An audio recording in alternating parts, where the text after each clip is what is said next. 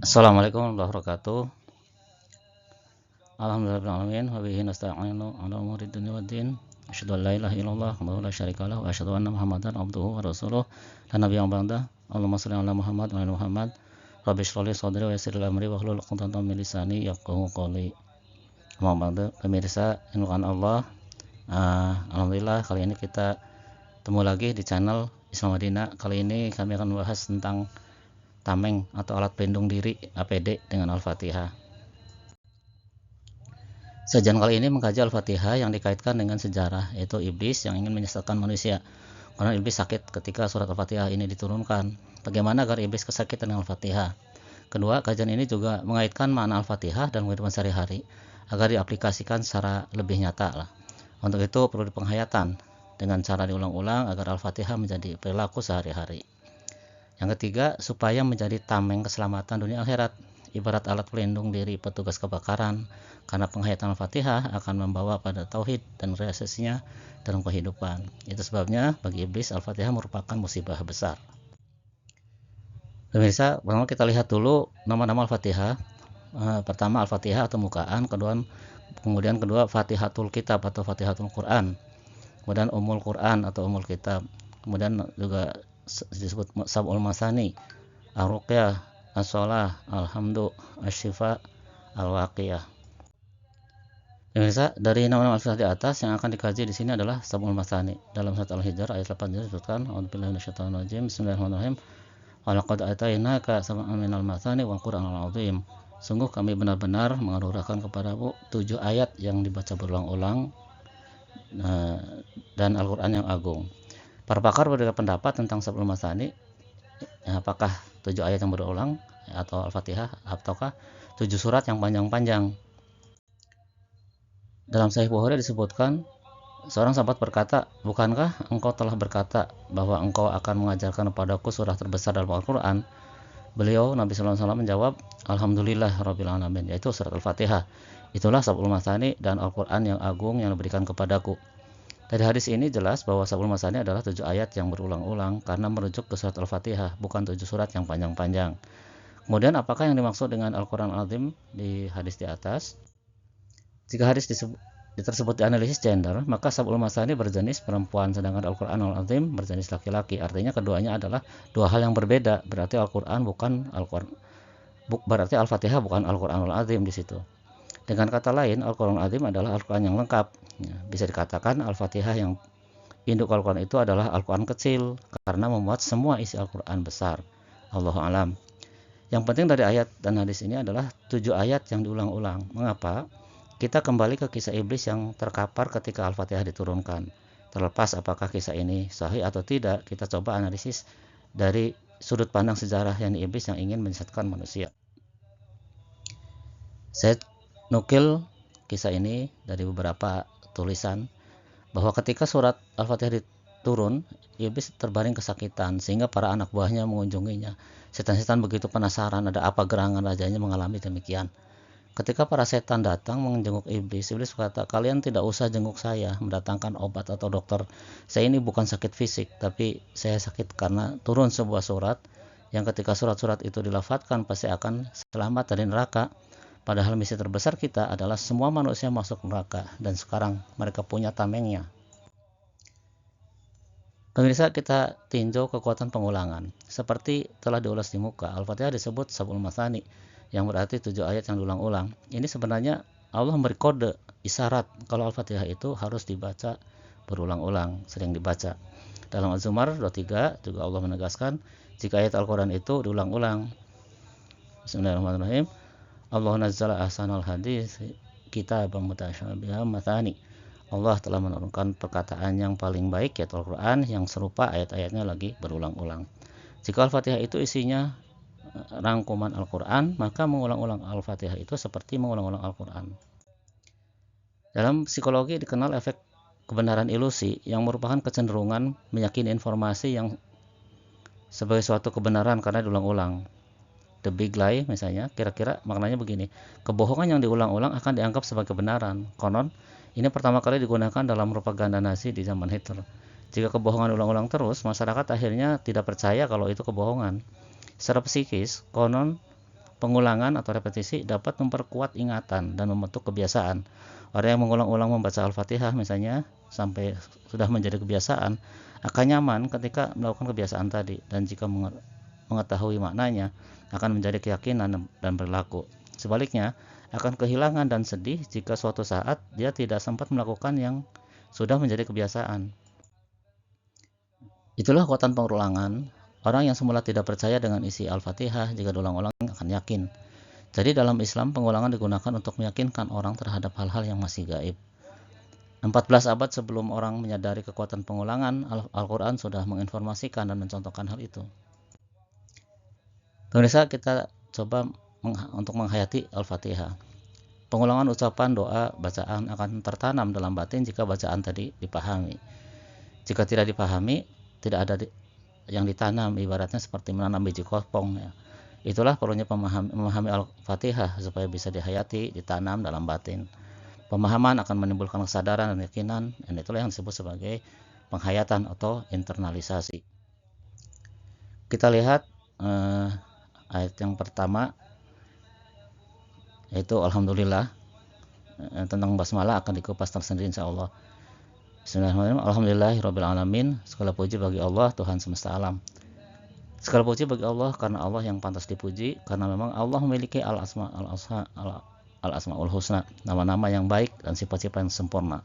Artinya alhamdulillah ini mencakup semua nama-nama Allah yang baik, yang dirangkum jadi alhamdulillah. Dalam surat Yunus ayat 10 menyatakan, Bismillahirrahmanirrahim, da'wahum fiha subhanakallahumma wa tahiyyatuhum fiha salam wa akhiru da'wahum alhamdulillahirabbil alamin. Doa mereka di dalamnya adalah subhanakallahumma, maha suci engkau ya Tuhan kami. Penghormatan mereka di dalamnya adalah ucapan salam, dan doa penutup mereka adalah alhamdulillahirabbil alamin, yaitu segala puji bagi Allah Tuhan semesta alam. Dalam hadis riwayat Imam Tirmidzi nomor 3305, Rasulullah SAW bersabda, sebaik zikir adalah la ilaha illallah, tidak ada Tuhan yang berhak disembah kecuali Allah, dan sebaik doa adalah alhamdulillah. Segala kehebatan manusia hakikatnya dari Allah, sehingga kita tidak berhak minta dipuji. Pujian yang datang ke kita harus kita kembalikan kepada Allah. Saat itulah kita harus mengucapkan alhamdulillah. Masalah ini sepertinya kecil, remeh, padahal berdampak besar, berbahaya bagi akidah. Orang pintar ya, ingin dipuji karena kepintarannya. Demikian juga yang kaya, pejabat, penguasa ingin dipuji dengan apa yang dimilikinya. Sifat manusia yang suka dipuji ini merusak keikhlasan.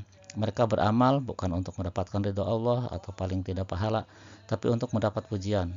Akibatnya ibadah rusak, tidak ada nilainya di mata Allah. Contoh lain, orang menuntut ilmu bukan untuk memenuhi kewajiban perintah Allah, tetapi supaya dipuji sebagai orang terbelajar, sebagai orang pintar. Orang bekerja mengejar karir bukan karena perintah Allah untuk mencari nafkah, tapi supaya disebut kaya, supaya bisa berfoya-foya, bisa beli apa saja sesuai selera. Orang meraih kekuasaan bukan untuk membela agama Allah, membela rakyat kecil, tapi demi kekuasaan yang berkelanjutan agar dipuji sebagai keluarga hebat. Ketika seorang tidak ikhlas beramal, maka hal ini rawan kesirikan. Mengapa? Karena orientasi ibadah itu harusnya kepada Allah, karena Allah lah satu-satunya yang berhak diibadahi. Ketika seorang melakukan sesuatu dengan motivasi ingin dapat pujian, berarti dia ibadah bukan untuk Allah, tapi untuk dirinya sendiri. Saat itulah dia hakikatnya sedang beribadah kepada hawa nafsunya. Inilah syiriknya dan membatalkan ibadah. Allah sudah mengisyaratkan dalam surat Al-Jasiyah, Bismillahirrahmanirrahim. Afara'aita man ittakhadha ilahahu hawahu wa adallahu Allahu ala ilmi wa khatama ala sam'ihi wa qalbihi wa ja'ala ala basarihi ghishawa amma yahdihi min ba'dillah afala tadhakkarun. Tahukah kamu Nabi Muhammad, orang yang menjadikan hawa nafsunya sebagai Tuhannya dan dibiarkan sesat oleh Allah dengan pengetahuannya? Allah telah mengunci pendengaran dan hatinya serta meletakkan tutup atas penglihatannya. Siapakah yang mampu memberinya petunjuk setelah Allah membiarkannya sesat? Apakah kamu, wahai manusia, tidak mengambil pelajaran? Iblis sudah mengendus hal ini. Iblis akan menyesatkan semua keturunan Adam kecuali yang mukhlis, yang mendapat karunia ikhlas. Bismillahirrahmanirrahim. Illa ibadaka minhumul mukhlasin. Kecuali hamba-hambamu yang terpilih karena keikhlasannya di antara mereka. Ketika orang tidak ikhlas dalam beramal, maka berarti tergelincir dari jalan menuju Allah karena sudah salah orientasi, salah arah, salah jalan. Ini yang dimaksud sesat dalam pandangan iblis. Jika godaan pujian dari luar bisa diatasi sehingga katakanlah ikhlas, biasanya muncul godaan ujub, godaan dari dalam. Mereka merasa kagum dengan amalnya, bahkan takabur. Saat seorang ujub, dia memuji diri sendiri, ya, pujian dari dalam, hebat nih aku, kok sampai bisa begini ya, nah, misalnya seperti itu. Atau bahkan sombong, merasa paling soleh dengan amal itu. Saat itulah jika ada lintasan pikiran seperti itu, kita kembalikan kepada Allah. Alhamdulillah, Allah memilih aku untuk melakukan ini. Juga istighfar, dan la haula wala quwata illa billah.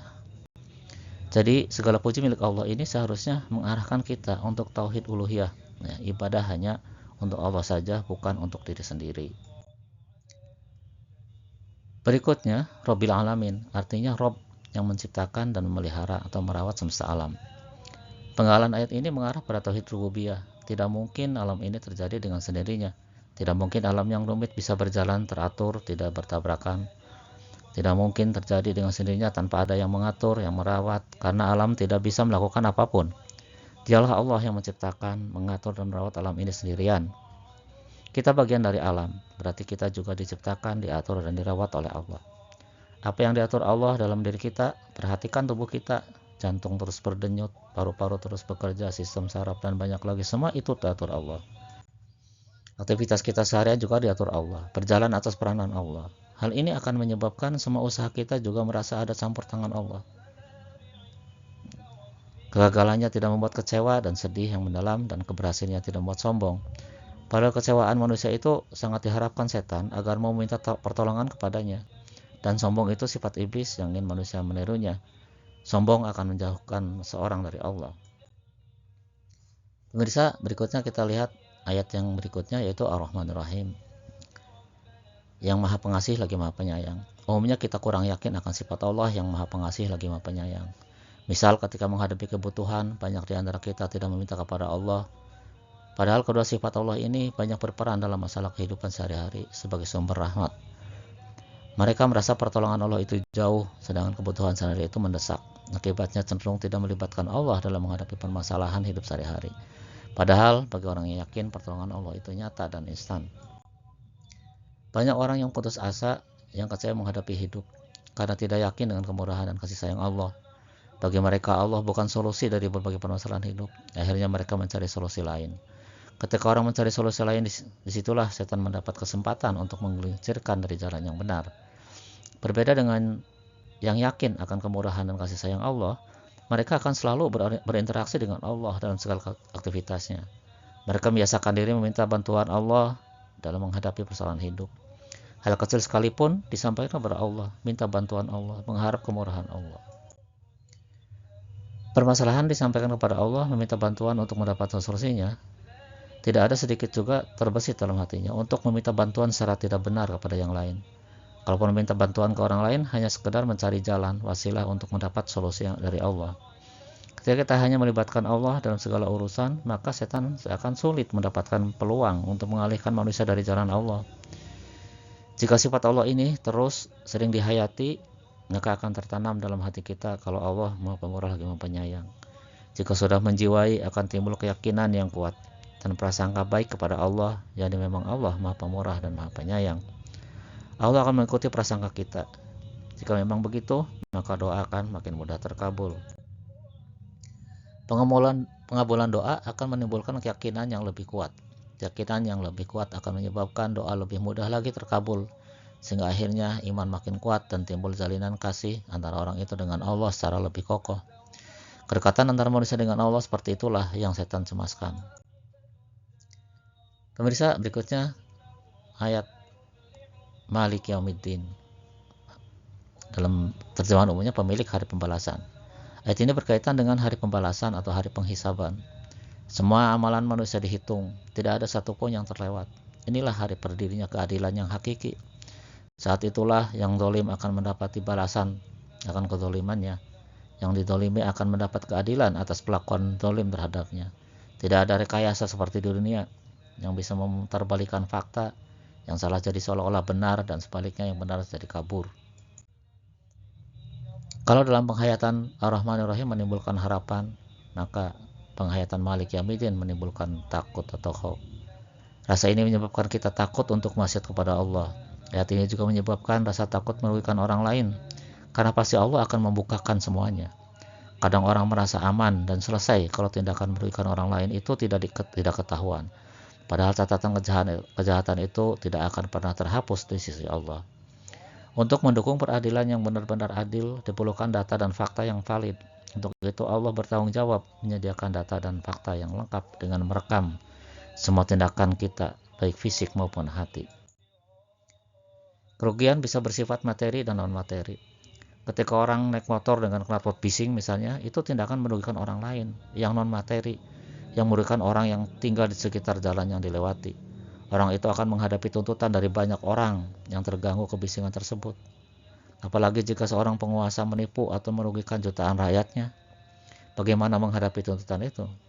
Sebaliknya, jika seorang memberi manfaat yang besar kepada banyak orang, maka orang tersebut mendapat pahala besar sesuai jumlah orang yang diuntungkan.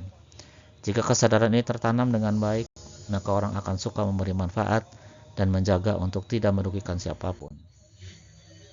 Rasa takut terhadap pengadilan akhirat menyebabkan kita takut maksiat, dan hal ini sangat dicemaskan setan. Penguasa yang zalim akan berhenti melakukan kezaliman, orang yang curang akan berhenti melakukan kecurangan, dan seterusnya. Artinya, orang jadi sulit diajak maksiat, dan ini yang bikin usaha setan jadi makin berat. Berikutnya, ayat Iyyaka na'budu wa iyyaka nasta'in. Hanya kepada Engkau lah kami menyembah, dan hanya kepada Engkau lah kami mohon pertolongan. Ayat ini yang barangkali paling vulgar, paling menyakitkan hati iblis, ibarat pukulan yang paling telak. Mengapa? Pertama, iblis itu butuh masa yang banyak untuk jadi temannya di neraka. Untuk itu dia dan pengikutnya berusaha keras untuk membuka perangkap agar manusia banyak yang masuk perangkapnya.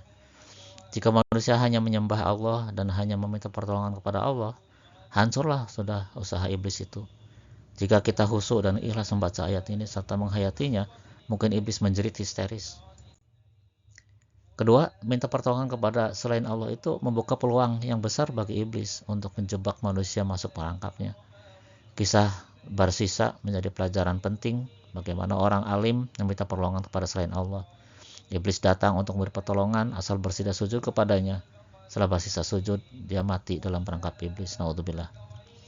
Orang banyak menghadapi persoalan hidup dan banyak yang kemudian lari mencari pertolongan untuk mengatasi persoalan itu dengan cara yang tidak benar. Datang ke dukun, datang ke pesugihan dan semacamnya adalah masuk perangkap setan. Orang yang panik lebih mudah diajak masuk perangkap. Andaikan tekadnya kuat untuk tidak meminta pertolongan kepada selain Allah, misi iblis berantakan.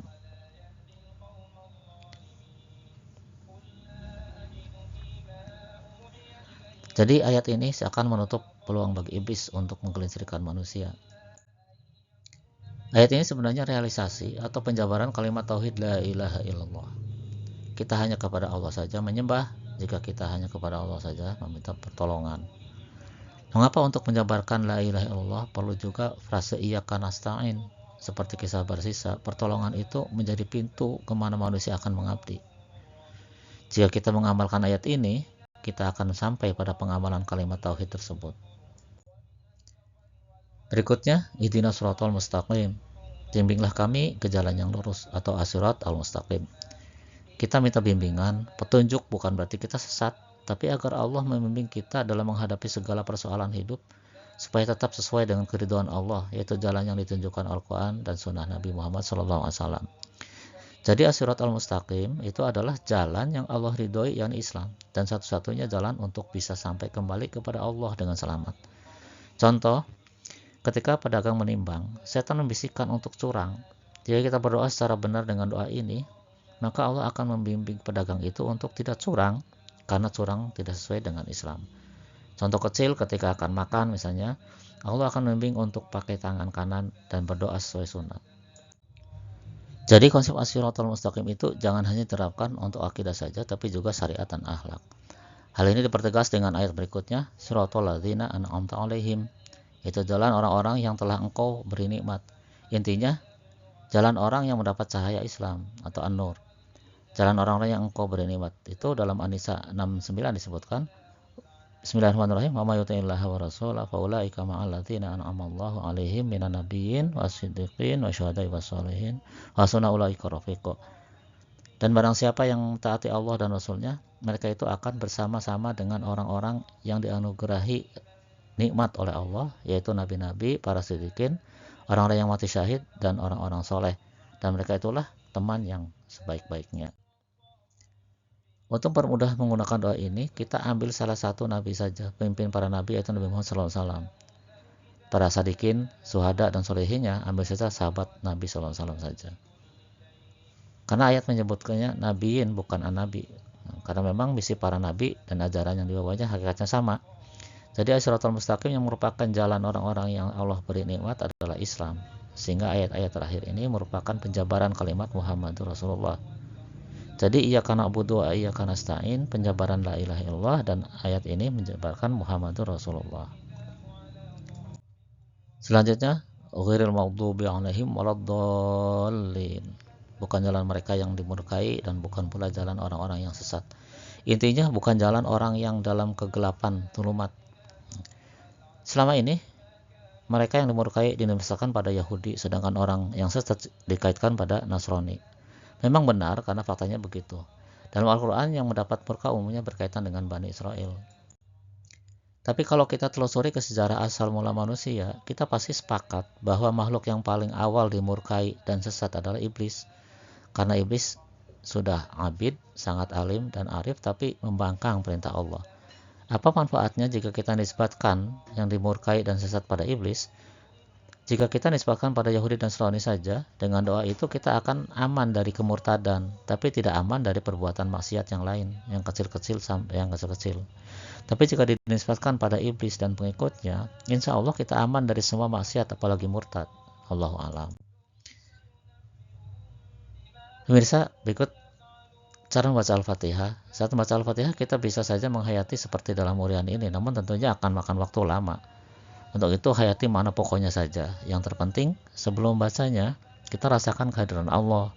Persiapkan kita akan dialog dengan Allah. Setiap ayat yang kita baca, kita tunjukkan kepada Allah, kita tujukan kepada Allah, dan seterusnya kita tujukan pada Allah dan kita.